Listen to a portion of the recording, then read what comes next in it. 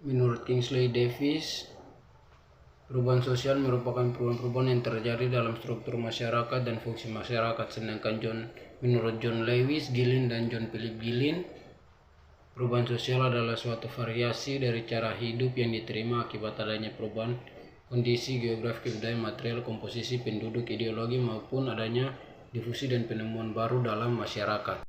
Jenis-jenis perubahan sosial. 1.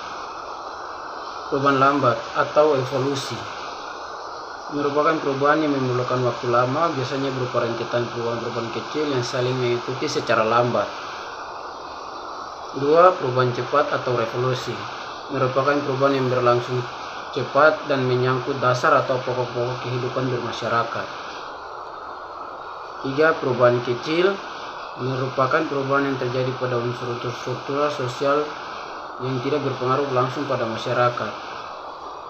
4. Perubahan besar merupakan perubahan yang berpengaruh terhadap masyarakat dan lembaga-lembaganya. Perubahan sosial yang terjadi pada masyarakat. 1. Pakaian. Salah satu perubahan yang paling mungkin dilihat adalah pakaian. Gaya berpakaian pada zaman dulu berbeda dengan zaman sekarang.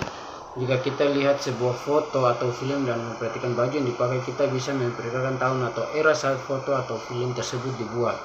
2. Alat-alat rumah tangga.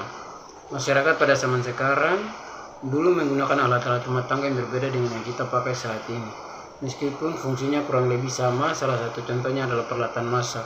Dulu orang menggunakan dandang, sekarang orang menggunakan rice cooker. Gaya rambut. Selain pakaian, rupanya penampilan fisik juga menjadi salah satu indikator perubahan sosial. Salah satu gaya rambut selain itu riasan atau dandanan juga bisa menunjukkan suatu era atau masa dan seiring waktu dahulu berbeda dengan dandanan kita zaman sekarang. Perubahan sosial menurut 4 pandangan. Pandangan klasik dalam sosiologi dimaknai sebagai teori yang mengawali munculnya berbagai studi kemasyarakatan atau sosiologi. Kemudian teori ini juga menjadi dasar bagi munculnya teori-teori yang lahir sesudahnya. Pandangan equilibrium adalah keadaan yang menunjukkan bagian konsumen maupun produsen telah menyetujui harga suatu barang, yaitu harga yang konsumen bersedia membeli untuk sejumlah barang sama dengan harga produsen yang bersedia menjual untuk sejumlah barang tersebut.